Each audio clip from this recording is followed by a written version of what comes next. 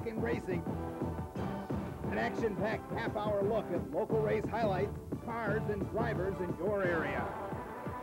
Buckle your seatbelt, rev your engine, and be there. Talkin Racing is brought to you in part by Day by Day Production, Tom and Jerry Video Production, the promoter of VFW, RJ's DJ Service, Speedway Specialties, and Specialties by Jan.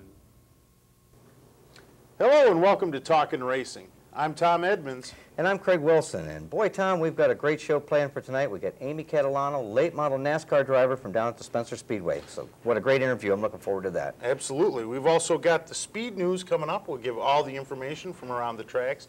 And you might as well stay tuned. It's the hottest half hour on television right here on Talkin Racing.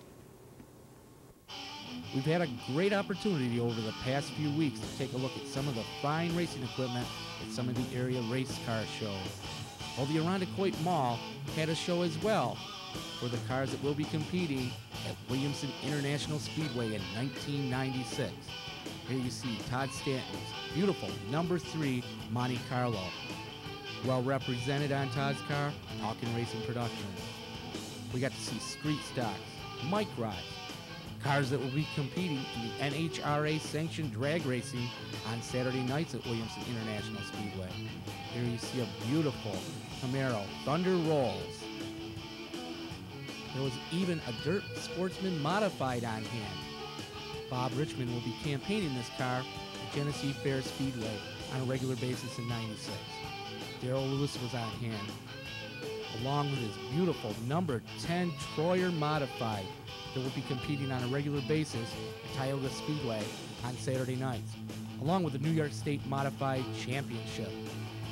Danny Wilmus was also on hand. Right now, let's take a look at some of the fine cars and equipment on hand at the Irondequoit Mall Race Car Show.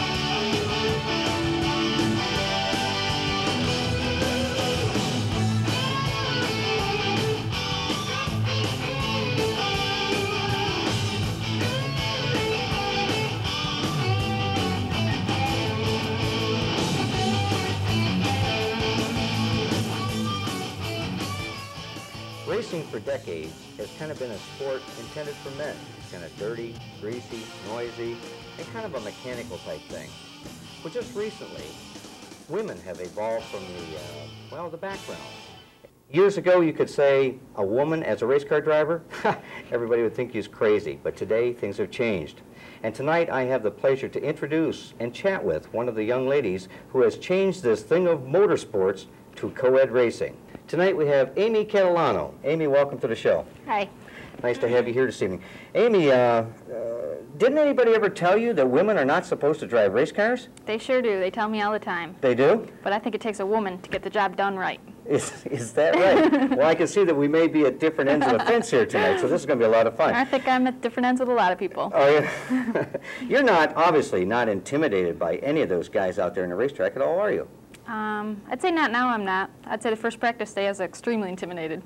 Well, I've had the pleasure of interviewing you after a feature win. Let's see, it'll be the season before last, in '94, you picked up 1 win, and last season we had 2 wins. One was kind of questionable, but we still think you had to win. So you had 2 feature wins last year in the super stock division. You guys had to be thrilled about that. Absolutely. That was a wonderful season for us. Couldn't ask for anything better. Well, could ask for a championship, but it's still early, and it's only my 2nd year racing. Well, so 3rd in points, that's nothing to sneeze at, is it? No. Especially for a woman driver, right? Now, come on. I don't know about that. You know, talking about the competition, in a super stock division, you guys probably had some of the toughest competition that there is out there. You got Hebing out there, and you also got Hollywood Ellenwood, and also Roger Sturry's. Yep. These guys, I don't think they ever cut you an ounce of slack, do they? No, but I wouldn't say that I cut them either any. You know, and that's true. And I've seen you go on the track, and I've seen you be able to take that race car of yours, move to the outside of the track, get side by side with them, and race them for position and beat them, and not tear up equipment. I don't see the fenders. I don't see paint all over those cars. Why can you do that, and maybe a few others can't? I think it comes from an aggression standpoint. Pretty competitive, pretty aggressive. Being the only female, I got a lot of heat on me. I definitely don't want to come in and be in the back of the pack. Don't want to be in the back of the pack, No. not at all. When you picked up the very first wins out there, I know that at times there was people that saw, you know, this cute little blonde going out there and competing against the guys in that super stock division, and at times you guys would have 24 cars in a feature, tougher than tough can be. It had to be really exciting for you to pick up that win. It was really exciting. It's kind of one of those things you can't even express how you felt. Just emotions get going, and can't believe it happened. Actually, I radioed into the crew and was like, I won, I did it. I can't believe I did it. And they're like, yeah, you did. I'm like, are you sure? They're like, yeah, you did. Well, I know I couldn't wait to get down to interview you that night, and the crew was very happy, and everybody, Mom and Dad, they were just elated. And of course, Dad was working on the track crew at the time, and he was right over there. You know, you come from a racing family. Now, your brother won the track championship this year in the street stock division. He did. It was great, wonderful. Great success he's had. He did really good with the street stock division. And yourself, you were only third. You were 3rd in points, only Right. just a couple clicks out of that #1 position. Yep. That was an excellent season. And like you said, it's only your 2nd season. That's right. Now, what do you owe, let's say, your success so far in your 2nd year? 3rd in points, 2 feature wins in your 2nd year, feature win in your 1st year in your rookie season. What do you feel that you owe your success to? Well, I started racing very young. I raced microds. Started when I was 7. I raced until I was 15, so I guess that comes back to family. My father definitely put the competitive edge in me and got me good equipment and got me some experience on how you pass, how you race, the gas, the brake. You got to use them both. Learned to drive with 2 feet. That's a big thing. And then I got to say that my husband did a great job setting the car up. I show up every week and it's ready. It's within just a couple little turns and it's right on the money. Now, we're talking about Dave Catalano. That's Dave right. is quite an accomplished driver himself, so you've got some of the best working for you right there. Yeah. Tell me a little bit about Dave and how you two work together. I mean, you're husband and wife off of the racing circuit, but Right. when you get to the racetrack, you're the driver and he's the crew chief. It's pretty much business. We definitely butt heads sometimes at the racetrack. We don't argue, but we butt heads as to who thinks what, and I usually want to come in and tell him the car's okay, and that doesn't fly. The car is either perfect or it's not, and you better make a decision. So, and sometimes he's a driver himself, so he'll stand in there and tell me, car looked loose. No, wasn't loose, and we butt up to who's right. And obviously it comes down to the driver's right. I got to drive. You got to drive. Well, it has nothing to do with who's cooking dinner. I'm not going to say that. No. Okay, I want to ask you about the car now. The last 2 seasons you've been driving the super stock division, and that's Right. a tough division, very tough division. This year you guys are making a major step. This is NASCAR late model racing you're stepping up into. That's Tell right. us a little bit about your program for '96. Well, for '96, we're actually going, my husband and I, David, are going to own our own car. The previous 2 years I've had a car owner, Gordon Walker, brought me great success, can't thank him enough. He's decided that he's going to sponsor our car and doesn't want to own, which is fine. So we're going to move up to the late model division. We've picked up new sponsors. We picked up Griffith Oil this year. Oh, good. And we picked up Whitney East Construction. They build homes, Homerama and all that. So all the people want the house built. and a Busch beer this year. Good, good. Yep. Some excellent sponsors. Of course, you need the sponsorship program right. to go along with the crew. Like, you know, Dave is your crew chief, Yep. and of course you behind the wheel. These things together is a great combination towards possibly a victory their first year out, or That'd be possibly great. A great finish. I mean, Yep. well, let's talk about what are the goals for Amy Catalano in '96 as a NASCAR late model driver? Well, we'd like to pick up a feature win, but I mean, that's tough to come by, and it's a goal that you set out there. I'm pushing to be in the top 10 in points. I always hope for the top 5, but we set top 10. We also want to be ranked, hopefully, in the Northeast region, so we want to get enough shows in to be ranked there. Top 20 is what we're shooting for. So there's a possibility we might do some traveling now. We're going to travel a little Your bit on a plans- limited basis. Okay. So there may be a possibility to do some traveling so Right. that you could qualify for that top 10 in that Northeast regional points. And we did have a couple of drivers last year at Apple Valley Speedway that did quite well Right. with that. So that is an excellent goal. Yep. So tell us about the late model now. Tell us about the race car that you got. Well, we just purchased a late model. It only raced 3 races last year, so it's a fairly new car. And we put a new Ford Thunderbird body on it. Ford? Ford Thunderbird body on it. Ford, not a Chevrolet. It's got a Chevy motor, but we interchangled the body. The body fit better on the car, so. Okay. So Ford Thunderbird body. Yep. It's What- going to go with the same number, 44, in the white 44, car. White Yep. car. Now, you mentioned Gordon Walker, and Gordon for the first 2 seasons was a tremendous help to you, and we can't let it go by an opportunity to mention Gordon because he was That's a right. very strong supporter to your racing organization. Still very strong supporter. Still wants to make sure I succeed, calls, checks up on things, make sure I'm definitely going to be racing and heading in the right direction. What about the support from the family now? Mom and Dad, Dad's at the track and he watches. Of course, he had you and your brother there last Yep. year. Now, so what's going to be like this year? Because I understand your brother may take a season off. Oh, no. No, he's back? He's getting the car ready, and he's definitely going to race again. My dad's a great supporter. He definitely pushes to do good, succeed, and lets us know what we do wrong. And that's important. I mean, Right. for someone to tell you that, listen, I don't think you fit there, but he's always positive and definitely keeps us going. Why don't you tell us what it's like to crawl into that race car on Friday night, know that you're going to go out there and you're going to compete against 23 other, we'll call them guys, 23 other guys on the track, and you're the only female. Tell us what that feels like when you get The in first the car. thing I got to do is go to the bathroom. The little nerves run. I buckle in, and usually the most important thing for me is not to watch my brother race. I can't do that. It makes me very nervous. I don't like to watch people I know race. Don't make me nervous at all. To buckle in myself.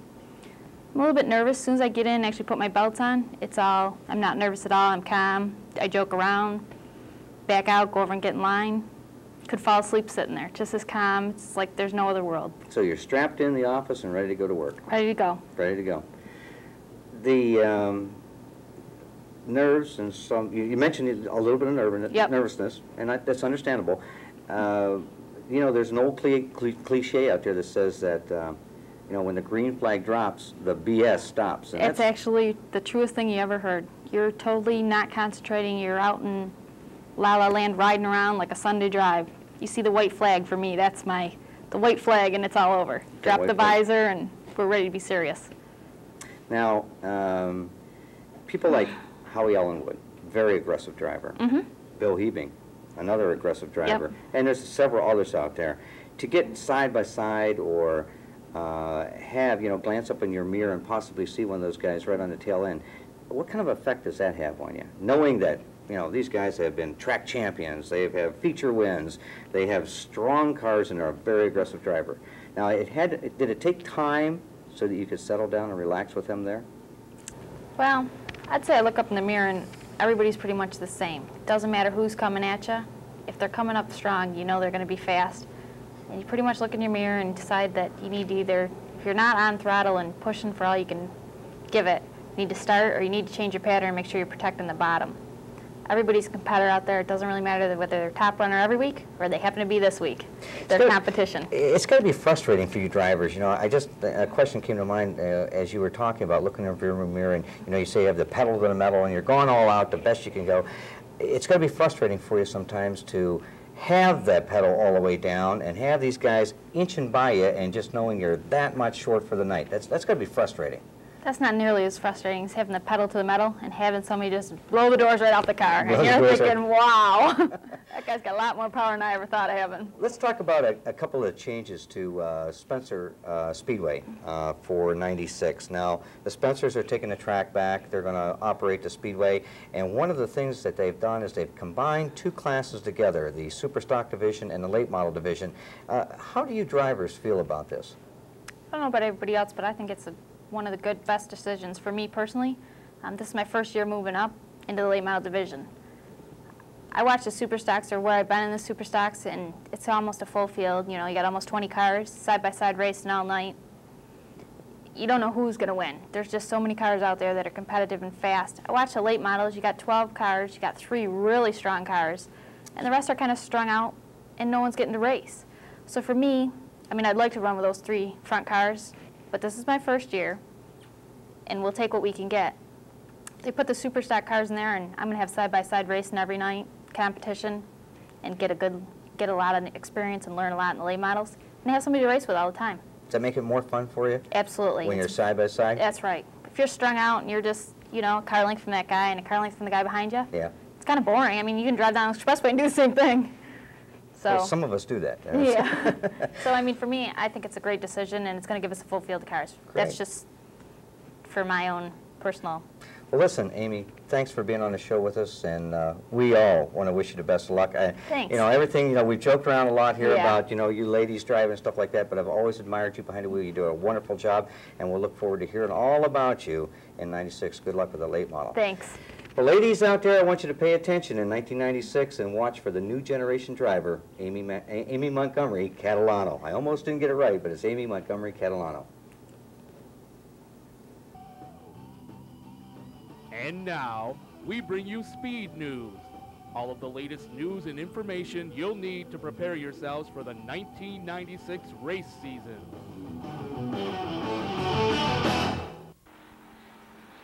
Are you ready for racing?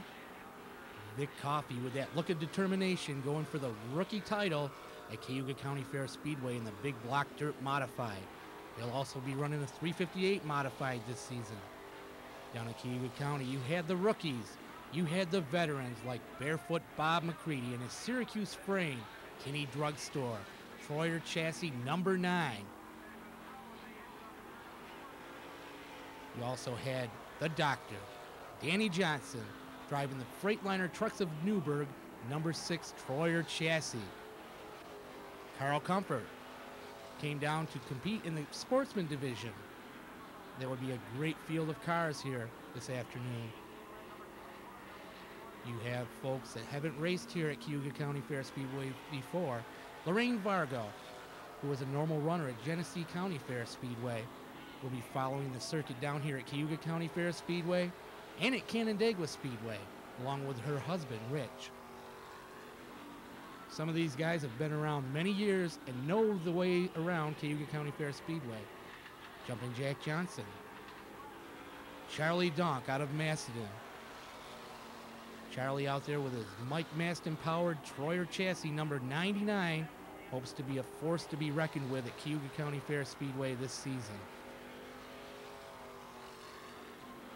The excitement was in the air, and you saw some new faces down here as well that aren't normally down here. Dale Plank, the Mid-American NASCAR champion.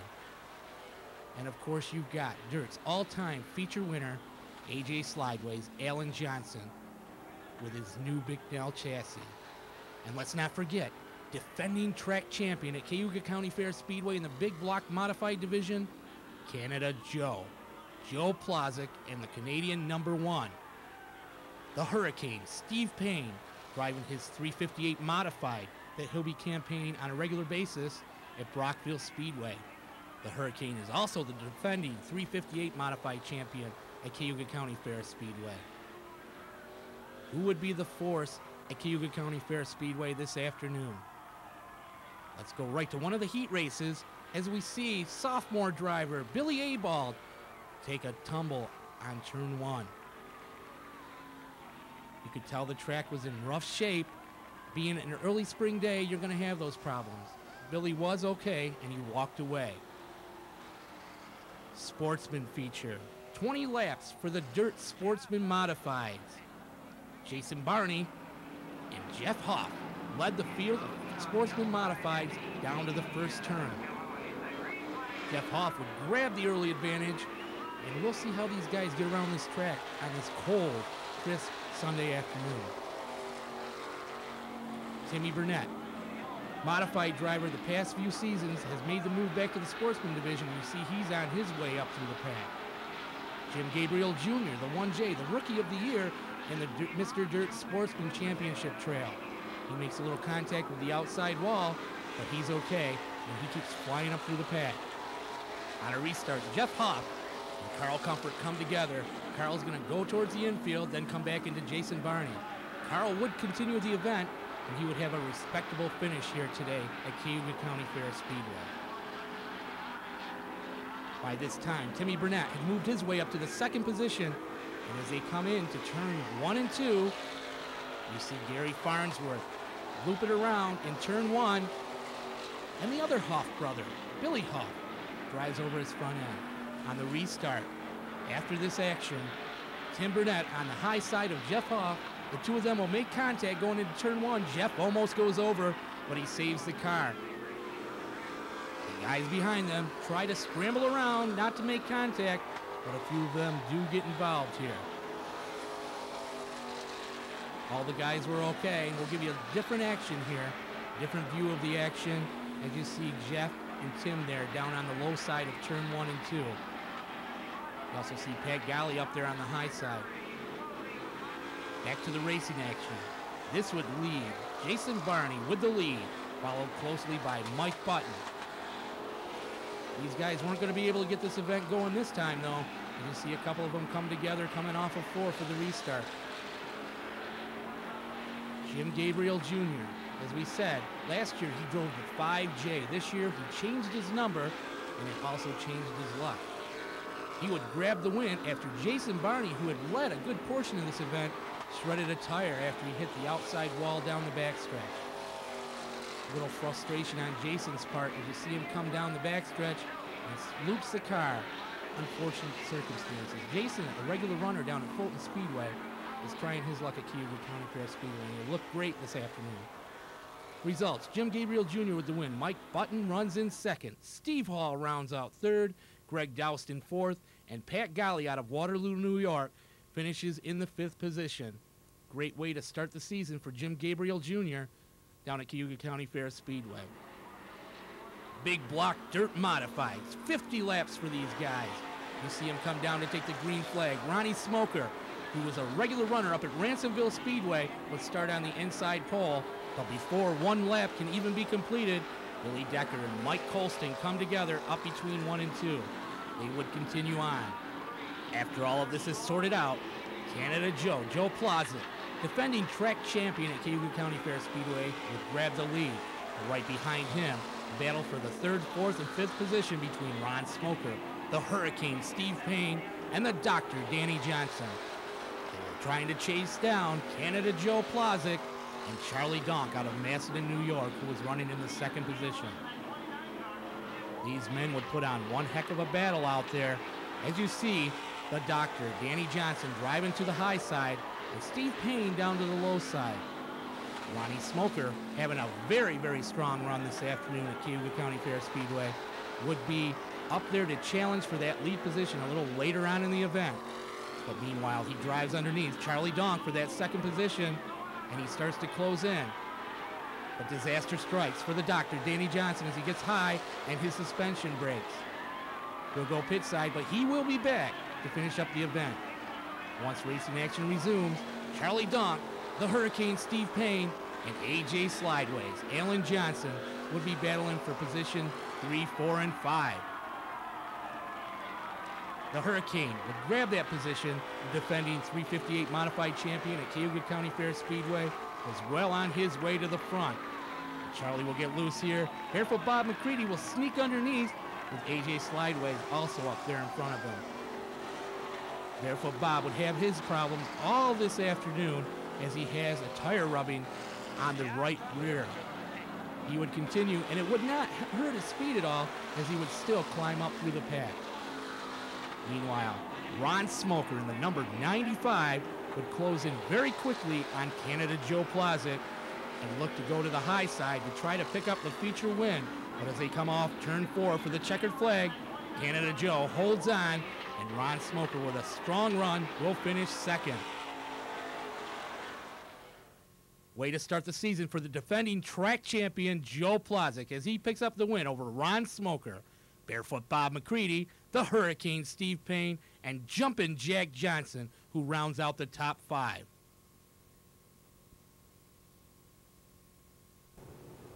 Well, unfortunately, we're all out of time. But, Tom, I understand there's some changes in the future. Yes, there is, Craig. As a matter of fact, next week we're going to go to Wednesday nights, and we're going to return to our basic format of having highlights from all the races around the area. Oh, sounds great. We also want to mention about the radio show that will be coming up, too. That's right. Be sure to join us every Thursday night, Jim Freeman and myself, for the radio version of Talkin Racing. It's at 7 o'clock on 99.3 WSFW.